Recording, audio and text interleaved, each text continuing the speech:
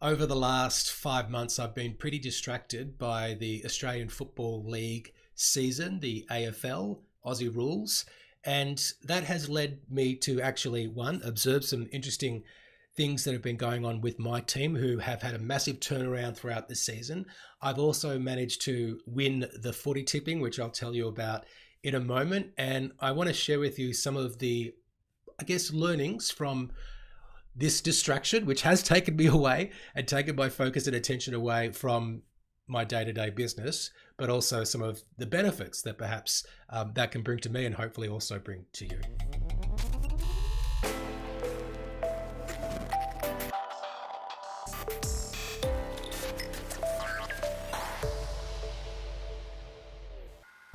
Hello and welcome to episode 156 of CRE Success, the podcast.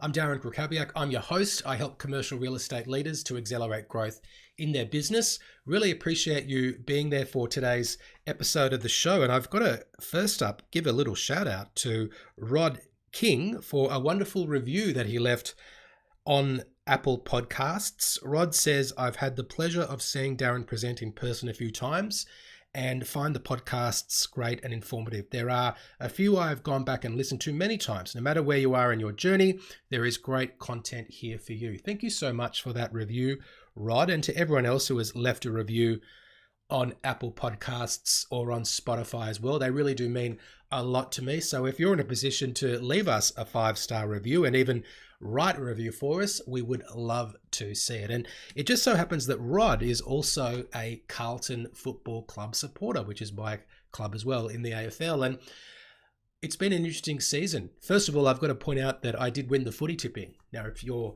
not from Australia, you might know of March Madness brackets in the States. It's basically the same thing. It's going through and picking the winner of each game over the whole season, which runs for 5 months. And it is a massive distraction. It's a massive investment of time. Some people say that in order to win the footy tipping, you need to know nothing about football, but I think that you actually do need to know a bit about football. You need to make some tough calls, some contrarian calls on games where you go against who the favorite is. You go against where the money's going and you make a call based on your beliefs. And I think a few of those calls actually helped me out and enabled me to, win the $800 in one footy tipping competition I was in, another one which was just for bragging rights, and then me and a mate who were playing against each other for dinner. So it's been a profitable season. I did sort of think to myself, well, if I invested the amount of time that I invested in footy tipping into my business, would I have made more than the $800 and a free dinner? I think I would have made a lot more than that. But I think it's also worthwhile to be balanced and to have interests outside of your day-to-day business, your day-to-day work. So I think it was still a good investment of time. And I think some of the things that I've learned throughout the season as well, which I'm going to share with you in today's episode, also makes it a worthwhile investment of time, even though we're talking about hundreds of hours when you consider the games that I've watched, the shows, the analysis that I listened to. But anyway, let's talk about Carlton Football Club, which started the year relatively strongly, but then had a mid-season slump where they lost 8 out of 9 games and they fell to 15th position on the ladder in an 18-team competition. Well, they eventually clawed their way back through a 9-in-a-row winning streak to finish 5th and qualify for the finals. And one thing that I noticed with the Carlton Football Club is that they stuck to the plan. They didn't get distracted by all the noise. And there was a lot of noise that was going on in that time when they lost 8 of 9 games. And one of the things that the coach, Michael Voss, says was that they need to focus on defense. Even though they had issues with ball movement, they had issues with confidence, they had issues with system, they had issues with scoring. He said, right now, what we've got to do is focus on defense. And that was the problem that he identified. And if you're leading a commercial real estate business, I think you've got an opportunity to identify what is the one thing that we're going to focus on and improve, and then we'll start to improve other things. So it might be around lead generation. It might be around a commitment to prospecting. It might be around turning opportunities into listings. Maybe you're not turning listings into revenue. If you can diagnose where the problem is and then create a plan, that's often the first step towards digging yourself out of the hole that you are in. The other thing that I think Carlton did really well this year was after they got through the 8 of 9 games that they lost, was that they got to a point where people really understood what their role was within the system, within the structure that was the game plan. And I noticed in several interviews that players were talking about the fact that they had real confidence in being able to rely on their teammates to perform their role. So each player could then play with an understanding that their teammates was not going to let them down. They weren't playing for themselves. And just as in a commercial real estate business, everyone has an important role to play. And that's why, as a leader, of course, we need to value everyone's role and contribution and make sure that they understand how the contribution that they're making is important to the overall performance of the team. And system, I think, is more important than, individuals, and it's more important than the capability of any one individual. So you often, I've said before, you don't rise to the height of your goals, you will fall to the level of your systems. So even if you've got a weak link in your team, of course, I would recommend that you try your best to have a team of strong players. But even if there is someone who perhaps isn't as strong as the others, if you've got strong systems in place, that person can only fall as far as that system will allow them to.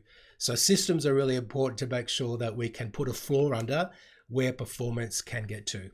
And of course, no one person is bigger than the system. And the system requires every person to play their part.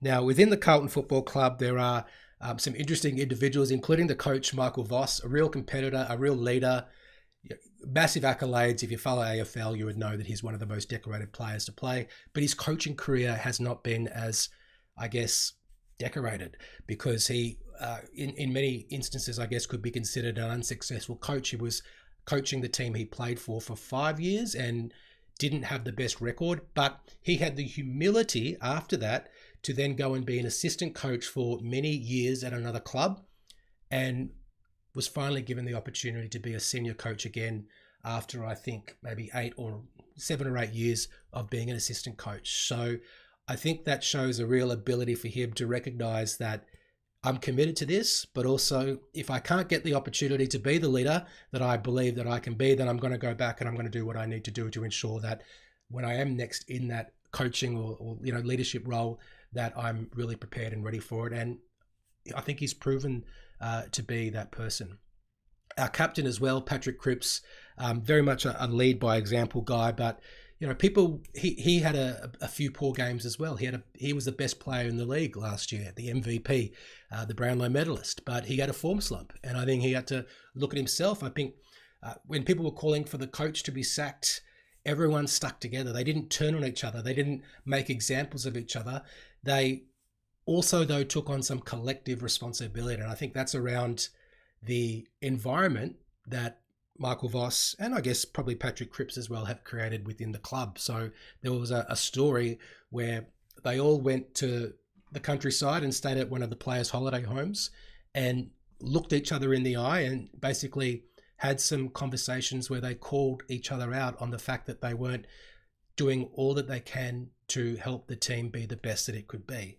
So if you've got the environment where people have enough trust to be able to call each other out, but also understand what is required, the standards that we're going for, then I think we're more likely to have not only all of that, responsibility for performance falling on the leaders, but also having individuals within the team taking some responsibility. So it really, I think, shows the importance of building culture but also sticking together through adversity. It was pretty dark times in terms of the noise that was in the media, but they kept on believing.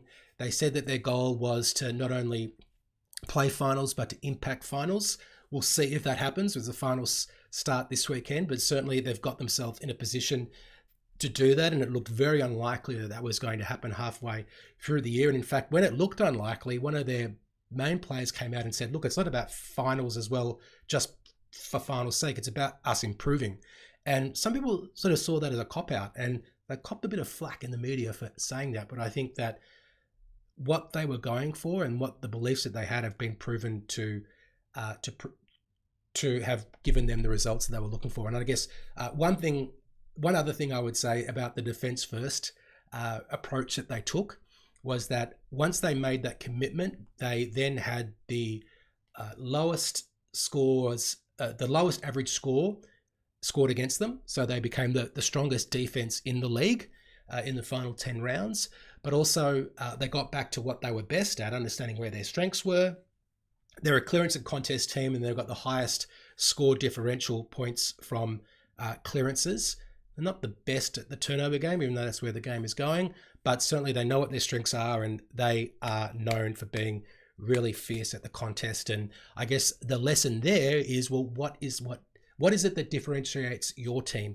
What is it that you can be the best at? And what is it that you're going to be known for in the marketplace, so that anyone else who claims to have that position will be not able to credibly hold that, because everyone knows that that is the corner of the market, that is the specialty that you have, that is where you distinguish yourself.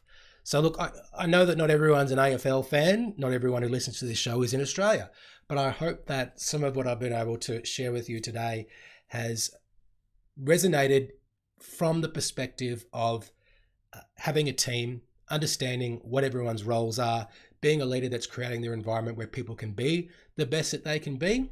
And also, when things aren't going right, having confidence that if we've got the right plan in place, if we've got a good structure and systems, that we will get there in the end. So not panicking where there is some short-term fluctuations in performance, but also diagnosing as why that might be, and then taking remedial action to get the team back on course.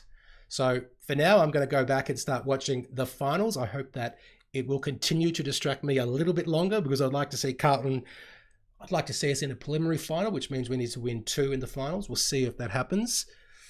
I've put it out there now, so we will see. I'm very happy that we're in the finals though. So I'm pretty happy with that. Let's just say that. So that is our episode for today. Thank you so much for listening, and I will speak to you soon.